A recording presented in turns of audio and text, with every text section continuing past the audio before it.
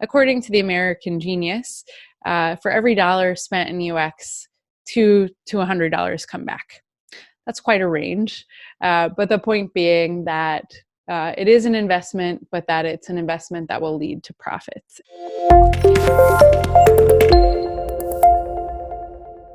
Hi, I'm Erin May, and I'm the VP of Marketing and Growth at User Interviews. Today we're going to talk about the art of the customer interview.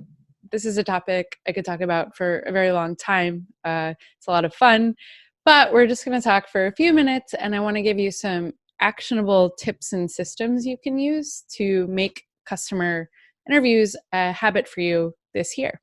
As most of us know, it's a good idea to get feedback from actual users, from customers. That's how we understand them. That's how we build good products. That's how we have successful businesses.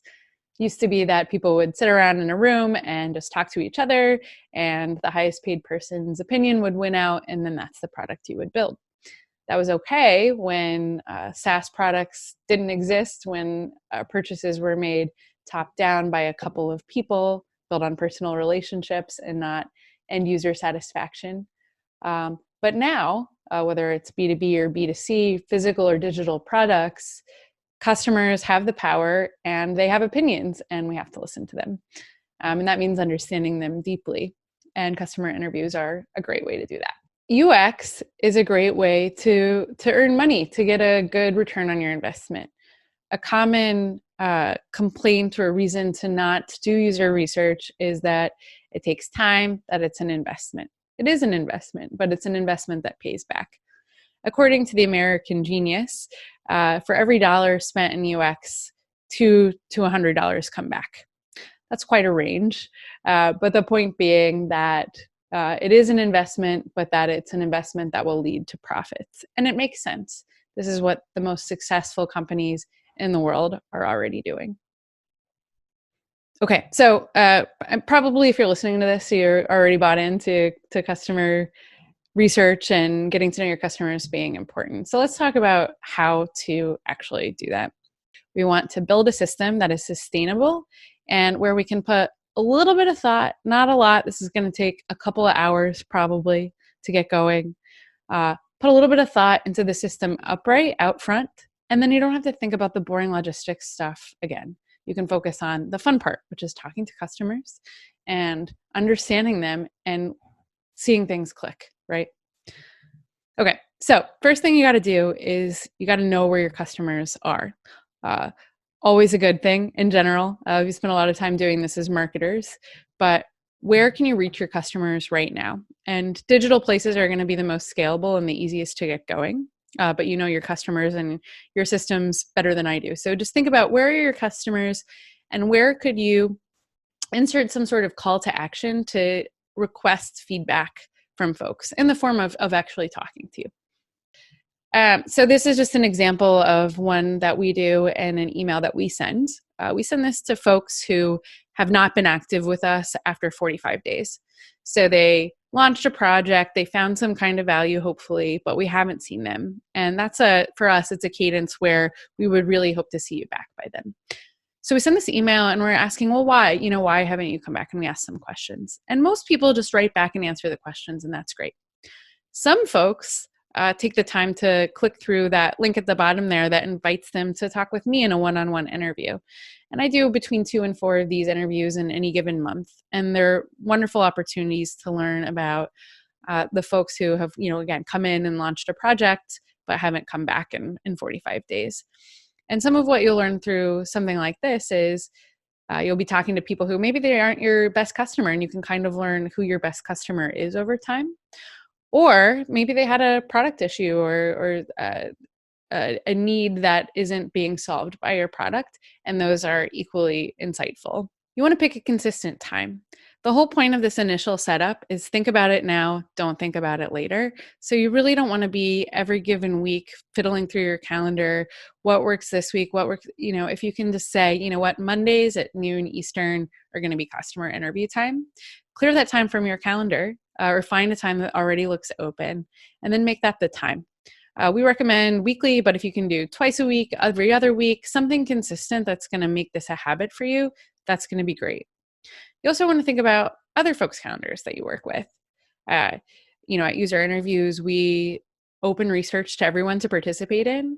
So what we'll do is when a session is scheduled, we'll pump that into Slack through Zapier, and then anyone who wants to can raise their hand, literally using an emoji, and say, hey, I'd like to join that session as a note taker. So that's a really great way for us to get lots of folks involved. Then, just as important is you want to let customers schedule themselves. Once you know what that time is going to be, you don't want to be going back and forth with each user, with each customer to figure out what's the right time for them, and would this time work and would that time work. No. What you want to do is you want to automate that. So user interviews makes this really simple. They can create a quick profile and then sign up for a time to chat with you, and then it'll automatically go to your calendar. Obviously, you could use Calendly or other services like that. What you want to do is where you have that initial call to action to talk to you, you want to have a way to get them to then signing up for that time to talk to you. Comfort is key. So user interviews are not interrogations. You do not want to come in and just hammer people with questions and, make them feel uncomfortable, bad place. You want them to feel comfortable and natural so that they will talk with you honestly and openly. You're not trying to, in an interrogation, trick them or trap them into, telling you some sort of something that they don't want to. So there's a lot of different ways to do that. Some folks like to, engage in small talk about the weather, where are you calling from? Others like to start with sort of explaining what the purpose of the interview is and kind of jump right into brass tacks a little more quickly. But whatever your tact, what you want to do is kind of get to know the person a little bit, set them at ease, answer questions if they might have them. If you're going to be recording your session on Zoom, which we recommend, make sure to ask and say, is that okay? We're just going to use it for internal purposes. But really kind of, you want to get the logistics out of the way. What are we going to talk about? And you want to make them feel comfortable.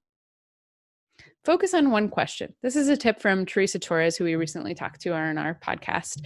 And I think this is a great place to start with your customer interviews. Tell me about the last time that you blank. And this could be the last time you used our product. It could be the last time that you had a problem that our product could have solved. So regardless of whether they have or have not, or recently, used your product, let's say in our case at user interviews, the problem is, I couldn't find the participants I needed to talk to. And it was such a hassle and it was terrible. You can talk about that without getting into the details of whether or not they used user interviews or not. And that's going to broaden your opportunity space and your understanding of their context around the problem you're solving, which is always a great thing.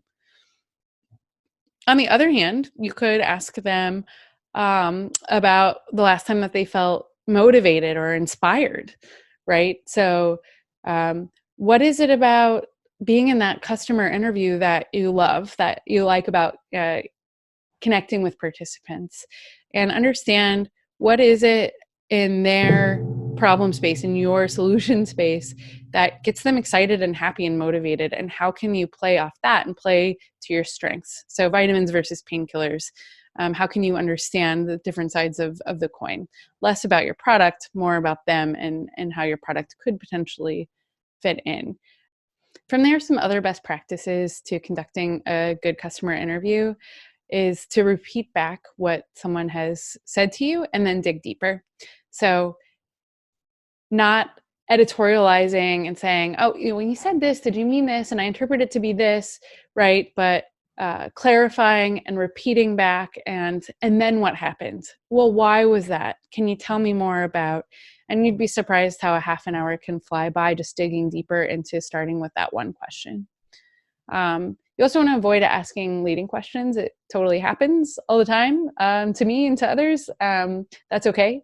Just walk it back and, try to ask open-ended questions. Try to ask open-ended questions that are not yes or no questions, but that will invite, a substantive response. You always want to ask about past behaviors as opposed to hypotheticals.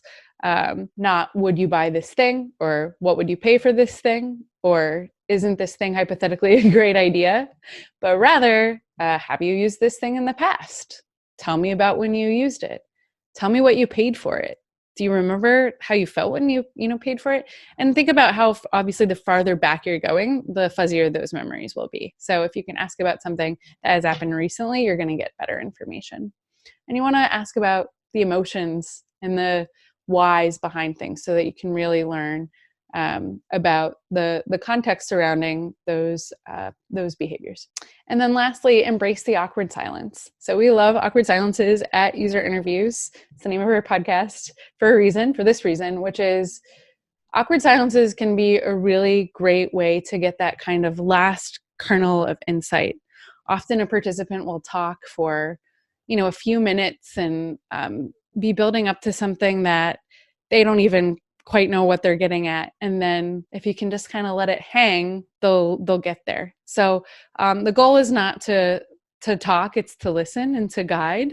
And so you want to talk just enough to get them moving in the right direction. You have to record your insights unless you are much better than me at remembering everything you ever hear and how it all fits together with everything else. You want to make sure to get those insights down. So a good thing to do is to have a note taker. We love having note takers. It's a great way to get people involved, to get good notes. You do not want to take notes yourself if you can avoid it. It's distracting for you. It's distracting for the participant. And you're not going to take as good of notes as someone dedicated to that would, and you're not going to moderate as well as you would, right? So ideally, you can get someone on your team to help with the note taking. If you can't get a note taker, you can think about using something like Otter.ai or Rev to do transcription. And those are very affordable options that keep you from having to take notes yourself. Okay, so now we have like rough recording of all this loose, unstructured qualitative data, which is great, but messy. So we need to use those insights. This is another one where we could really talk about this for quite a long time. But a couple things that are good to know. We use a tool called Product Board. We use that to store user feedback across Zendesk, across Drift, across different systems that come through automatically. And then we can also push them through a Slack integration into Product Board. Or in this case, we can take our unstructured Google Doc notes and paste them in and tag them across different pain points, across different product ideas, and so on. So that's a great tool to later, when we know we want to work on something, be able to find all the available context around that particular thing. It's also useful if new insights are revealed, right? These are not insights we've heard before or problems we knew about, to create new ideas, which is related to this opportunity solution tree, again, that Teresa Chora has created. And this is around really understanding what the desired outcome is, and then the opportunities that are available to get to the outcome, right? And so a great benefit of these customer interviews is to broaden your understanding of what the opportunities are.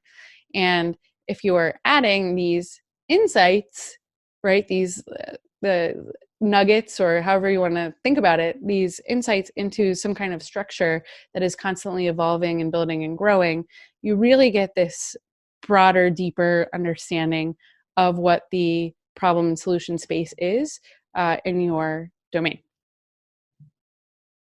So to recap, customer interviews are important. They can be easy to do when you have a repeatable process. And make sure to review your notes and use those insights with some sort of system that works with the system you already have. So if you're not using Product Board, if you're not using, opportunity maps, use a system that you have, but connect those insights to some sort of framework that's going to help you take action. That's it. Thanks so much.